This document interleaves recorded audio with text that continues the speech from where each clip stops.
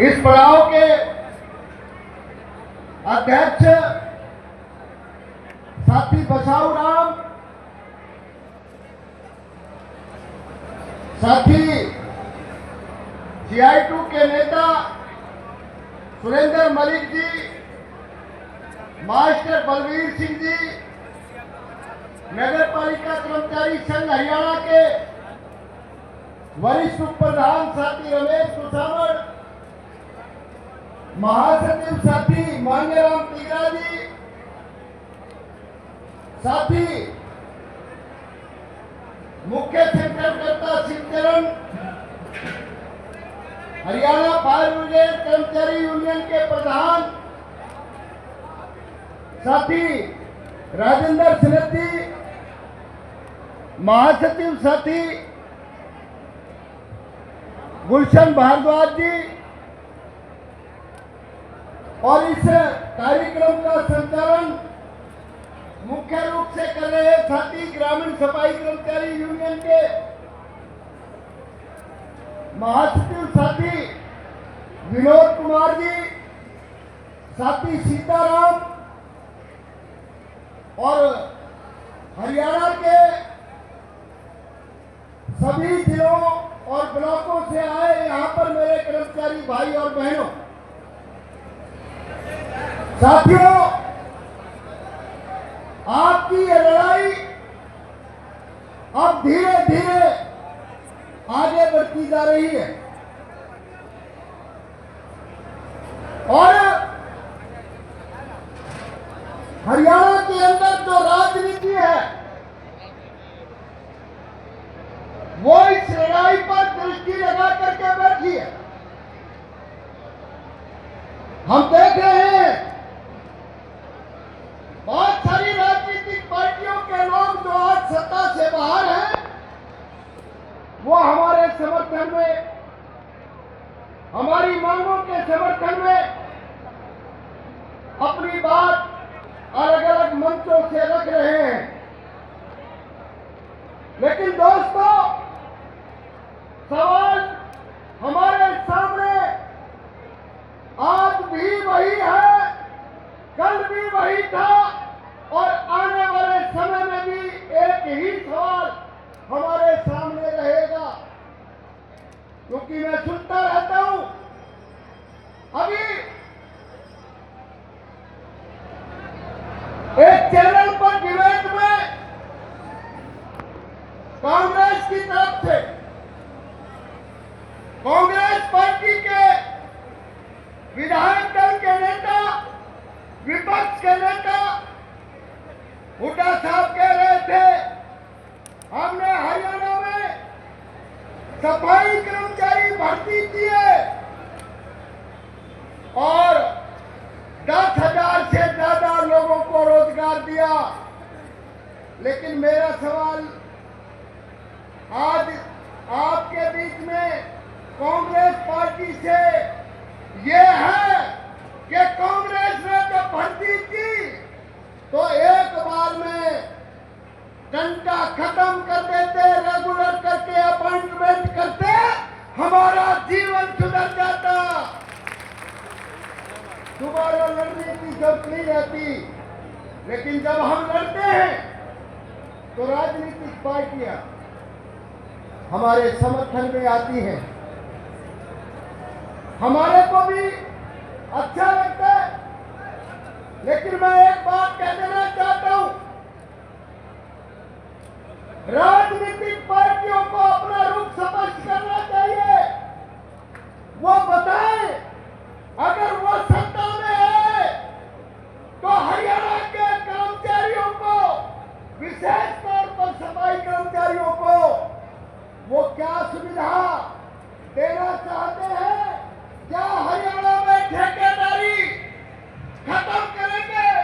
क्या तमाम सफाई कर्मचारी जो कच्चे हैं, आज चाहे कोई पार्ट टाइम पर लगाए, चाहे कोई आपकी तरह मानदेय पर लगाए, चाहे अलग अलग प्रकार के ठेकों में लगे हैं, चाहे वो अनुबंधित के कर्मचारी हैं, क्या वो अपनी पार्टी में जब चुनाव लड़ेंगे मुद्दा बना करके चुनावी घोषणा पत्र में वो हमें जगह देंगे, वो हमारी नौकरी पक्की करने की बात करेंगे, वो भविष्य में ठेका खत्म करने की बात करेंगे, या फिर केवल हमारा समर्थन करेंगे। समर्थन से काम नहीं चलेगा। अरे राज की लालसा रखते हो, राज में आना चाहते हो, तो आपको इस हरियाणा प्रदेश के तमाम उन लोगों की बात करनी पड़ेगी जो आज इस सत्ता से दुखी और परेशान हैं, जो चाहते हैं कि ठेका खत्म हो, नौकरी पक्की हो। तो राजनीतिक पार्टियां अपना रुख स्पष्ट करें, वो क्या कहना चाहते हैं। हरियाणा के अंदर मुख्य रूप से आज के दिन कर्मचारी लड़ता हुआ दिखाई दे रहा है, किसान लड़ता दिखाई देता है। और मैं अगर बात करता हूं, आज के दिन जो सबसे ज्यादा हरियाणा में विरोध का एक तरीके से मंच बना हुआ है, वो है कच्चे कर्मचारियों को पक्का करवाने का मंच। अलग अलग तरीके से लड़ रहे हैं लोग, और उसमें मुख्य रूप से दो चीजें हैं, एक ठेकेदारी और एक हरियाणा कौशल रोजगार निगम। अगर इसका भी आप पृष्ठभूमि को देखते हो तो आपको पता लगेगा कि हरियाणा के अंदर आउटसोर्सिंग नीति कौन लेकर के आया था। और ये जो बीजेपी वाले हैं, ये तो कमाल के लोग हैं, इन्होंने उस आउटसोर्सिंग नीति को इस तरीके से लोगों में पेश किया कि लोगों को ये दर्शा दिया कि हरियाणा कौशल रोजगार निगम में नौकरी बिल्कुल पक्की नौकरी है। लेकिन मैं कह रहा हूं कि ये पक्की नौकरी नहीं है, ये हरियाणा के अंदर नौजवानों का शोषण करने का माध्यम है। और 58 साल की नौकरी की गारंटी देने की बात करने वाली सरकार ने नौजवानों का बेवकूफ बनाने का काम किया है। लेकिन दोस्तों, आप चिंता ना करो, सर्व कर्मचारी संघ हरियाणा इस लड़ाई को लड़ेगा और इस भेदभाव को, इस अन्याय को दूर कराएगा। और तमाम कच्चे कर्मचारियों का आंदोलन बनाया जा रहा है, उस आंदोलन का निर्माण करके सरकार को पक्का करने के लिए मजबूर करेंगे। आज तुम अकेले नहीं है गांव का सफाई कर्मचारी, ये बात समझ लीजिए। गांव के सफाई कर्मचारी के साथ में शहर का सफाई कर्मचारी भी है। अरे वो भी तो तुम्हारा है, चिंता करने की जरूरत नहीं है। तुम लड़ोगे, तुम्हारे पीछे तुम्हारी सपोर्ट में खड़े हैं और किसी भी तरीके से तुम्हारे आंदोलन को कमजोर नहीं होने देंगे। और सरकार काम छोड़ करके सुन ले, ग्रामीण सफाई कर्मचारियों को हल्के में ना ले और इनको तुरंत प्रभाव से बातचीत करके बुला करके मांगों का समाधान करे। नहीं करोगे तो ये आंदोलन गांव से निकल करके शहरों में पहुंचेगा, फिर बचेगा। शहरों में शराब हो रही है और दोस्तों, ये शराब कूड़े की शराब नहीं है, ये शराब तो सरकारों ने हमारे जीवन में जो कच्ची नौकरी दे करके गरीबी, भूखमरी, लाचारी, अनपढ़ता में जीने का हमारे को सरकारों ने एक तरीके से कानून बना दिया है। और उस गरीबी में सफाई कर्मचारी कम वेतन में जब अपना जीवन व्यतीत करता है, उसका बच्चा अनपढ़ रह जाता है, उसका बच्चा बीमारी में बगैर इलाज के मर जाता है। सफाई कर्मचारी अपना जो सामाजिक कर्तव्य है उसको पूरा नहीं कर पाता। आज वो इस नौकरी में बिलख रहा है, उसको न्याय की जरूरत है। और सरकार न्याय देने की बजाय हमारे से सवाल करती है कि तुम पक्के नहीं हो सकते, तुम तो कच्चे कर्मचारी के तौर पर रखे गए थे, तुम्हारे को मानदेय दिया जाना है। मैं पूछना चाहता हूं कि सरकार में जब विधायकों का वेतन बढ़ाने की बात आती है, एमपीज के वेतन बढ़ाने की बात आती है, भत्ते बढ़ाने की बात आती है, तो फिर ताली बजा करके, मैच थपथपा करके एक ध्वनि के साथ में प्रस्ताव पास होता है, सबका वेतन बढ़ जाता है। पेंशन की बात आती है, सबको नहीं, पेंशन नीति में पेंशन देंगे, लेकिन विधायक, एमपी, तमाम मुख्यमंत्री, प्रधानमंत्री तक वो सारे पुरानी पेंशन लेंगे। और बात क्या करते हैं, एक देश, बात क्या करते हैं, एक टैक्स, बात क्या करते हैं, एक देश एक चुनाव। तो फिर एक पेंशन क्यों नहीं है, वेतन में अंतर क्यों है, ये बताए सरकार हमें। उसी काम को, सफाई के काम को करने वाला सफाई कर्मचारी, एक तरफ तो 30,000 रुपया तनख्वाह और उसको सभी प्रकार के सर्विस बेनिफिट, और एक तरफ सफाई कर्मचारी जो उसी काम को करता है उसको 5,000, 7,000, 11,000, 16,000 रुपये तनख्वाह। अरे ये कैसा न्याय है, ये तो न्याय नहीं है, ये तो असमानता है, ये भेदभाव है, ये अन्याय है। और इस अन्याय के खिलाफ, इस अन्याय के खिलाफ हम लड़ेंगे, चाहे जो मर्जी कीमत चुकानी पड़े। बहुत गुलामी कर ली, बहुत अन्याय सहन कर लिया। क्या अब भी आप इस गुलामी में जीना पसंद करोगे? अरे क्या गुलामी में जीना पसंद करोगे? नहीं करोगे ना? तो अब की बार एक ही बात करनी है, या तो बाबा रेल में और या फिर बाबा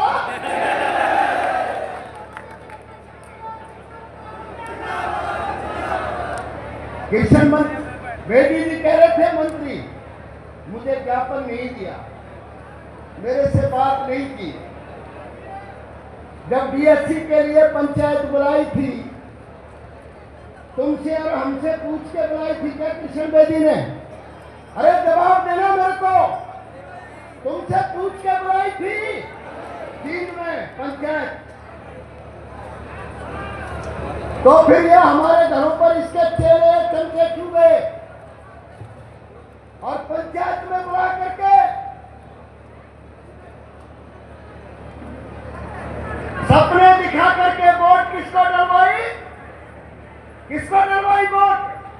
बीजेपी को। किसको वोट डलवाई? अरे बीजेपी सरकार में तीसरी बार आ गई।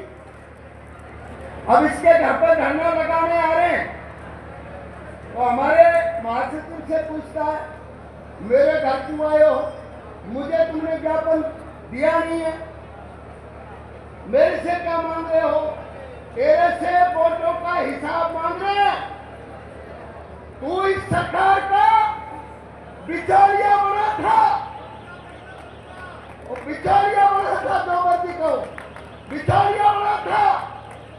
और तू आज बड़ी लंबे लंबे हाथ फैला करके भाषण दे रहा है, डीएससी की वोटों से सरकार मैंने बनवाई। तो ये डीएससी वाले ही हो तुम या कोई और हो? बताओ, यहाँ पर बैठे हैं जो। अरे डीएससी वाले हो कोई और है? तो कृष्ण जी इनकी सुन ले, जिनकी वोट तूने ठगी थी। अरे वोट ठगी क्या नहीं ठगी तुम्हारी? अब इनकी सुन ले, किस लिए आ रहे हैं? किस लिए आ रहे हो? अरे किस लिए आ रहे हो? नौकरी पक्की करवाने आ रहे हैं, नौकरी पक्की करवाने आ रहे हो ना? और तुम्हारा कानूनन अधिकार है। उसने तो 5 साल तुम्हारा चेहरा दिखा करके, तुम्हें बेच करके 5 साल का मंत्रालय पर रजिस्ट्रेशन करा लिया। और तुम्हारे को भुखमरी के लिए छोड़ दिया, तो भाई ऐसे तो हम भी नहीं जाएंगे। अपना हक लेकर रहेंगे, खाने नहीं देंगे और नारा लगाएंगे, साडा हक लेकर रहेंगे, साडा हक लेकर रहेंगे। तो किशन बेदी जी क्या समझते हैं कि वो हमारे को छोड़ करके निकल जाएंगे? निकलने तो नहीं देंगे। जाएगा कहाँ? राजनीति करने के लिए तो हरियाणा में आएगा और जहां आएगा हमें पाएगा, सामने खड़े मिलेंगे।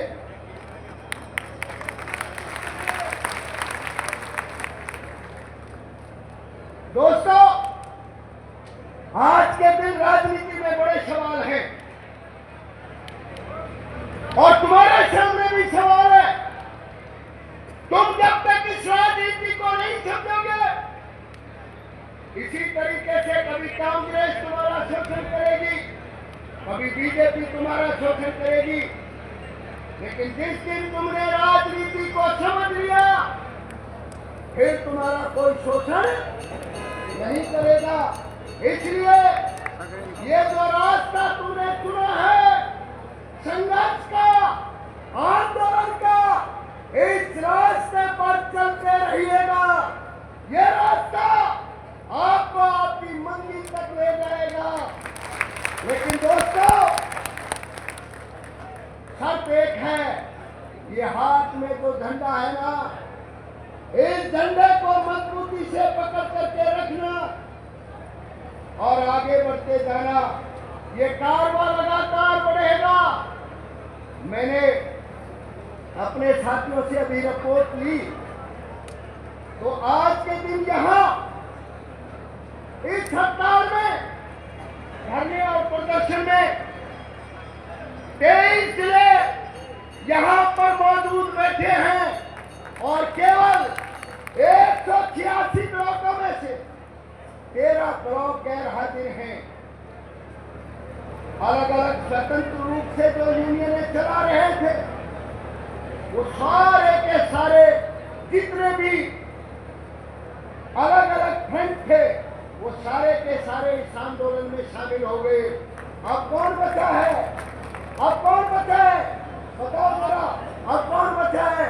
अब वो बचे हैं जो सरकार के जेब के क्या है, लड्डू हैं, जो सरकार के तुम छल्ले हैं, जो सरकार के पिल्ले हैं। कौन बचे हैं? और मैं कहना चाहता हूं, कर्मचारी नहीं रुकेंगे। कर्मचारी तो यहां आएंगे आंदोलन में, कर्मचारी यहां आंदोलन में आएंगे, क्योंकि ये आंदोलन उनको अधिकार दिलाने का आंदोलन है, उनकी नौकरी पक्की करवाने का आंदोलन है, उनको न्याय दिलाने का आंदोलन है। और दोस्तों, आपको मैं क्रांतिकारी सलाम पेश करता हूं और जिस तरीके से आप लड़े हो, उस लड़ाई को, उस जज्बे को मैं बार बार सलाम करता हूं और आपने आज एक बात सिद्ध कर दी। नरेश शास्त्री जिंदाबाद, आप लोगों ने, नरेश शास्त्री जिंदाबाद।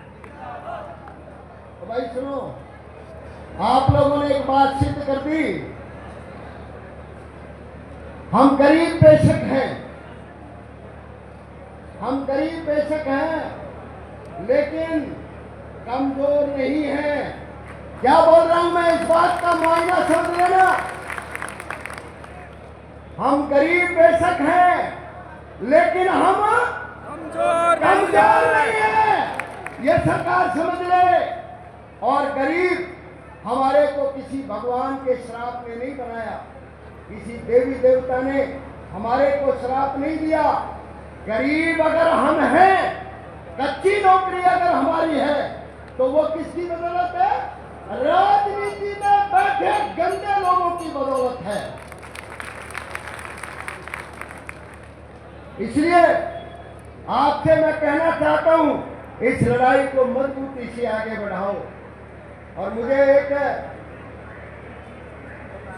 चुटकुला याद आ गया। एक गरीब आदमी था, हमारी तरह का, मांग करके खाता था। एक सरंगी थी, उसको बजाता, गांव में मांगता और खाता। एक कुतिया पीछे पड़ ली उसके।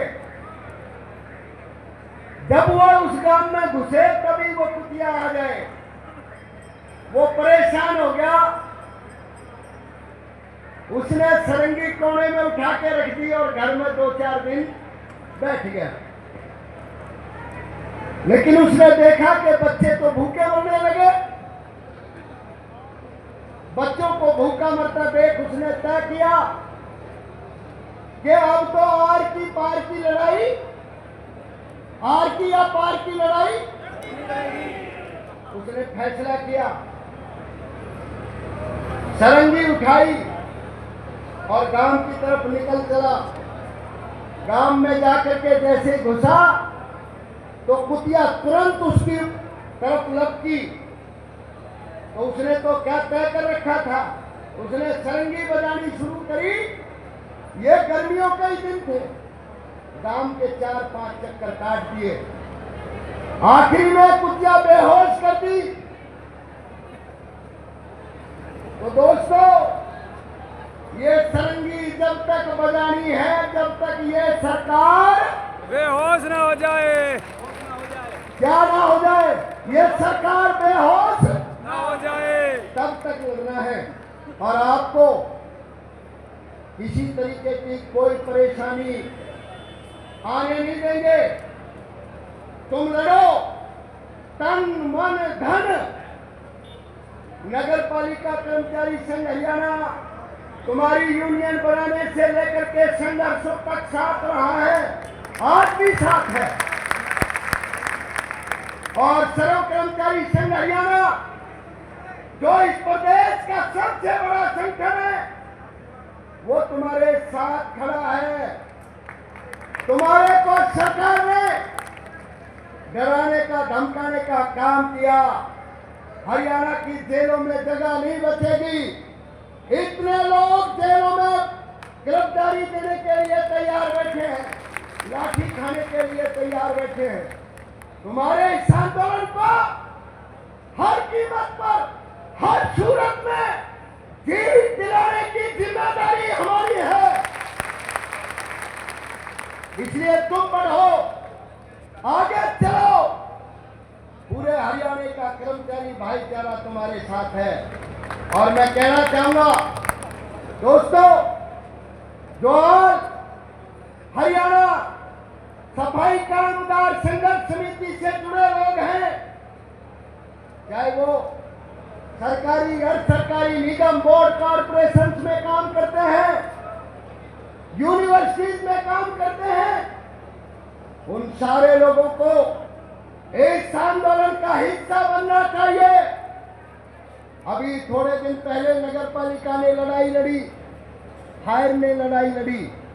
तुम्हारी तो संख्या 11,000 है, फायर के लोग तो कुल 2,000 थे। लेकिन भाईचारे और एकता के बल पर जो आज तक हरियाणा में किसी विभाग में नीति नहीं बन पाई, वो नीति फायर के लोगों के लिए बनी।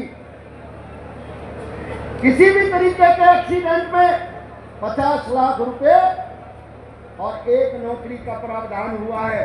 मांगों का समाधान हुआ है। और नगर पालिका वालों ने सरकार पर, जो सरकार कहती थी ना हरियाणा कौशल रोजगार निगम बना दिया, अब पक्के नहीं करेंगे, हाथ पकड़ के 13,000 अनुबंधित पालिका रोल के कर्मचारियों को पक्का करने की नीति पर अंगूठा लगवा दिया। और अंगूठा ग्रामीण सफाई कर्मचारियों को पक्का करने पर भी सरकार को लगाना पड़ेगा। और नहीं लगाएंगे ना तो ताकत बहुत है,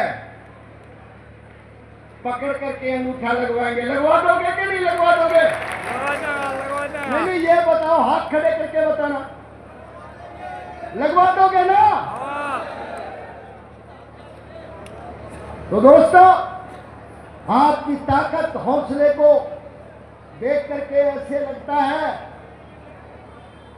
कि आप लोग इस आंदोलन को मजबूती से आगे बढ़ाओगे, मजबूती से लड़ोगे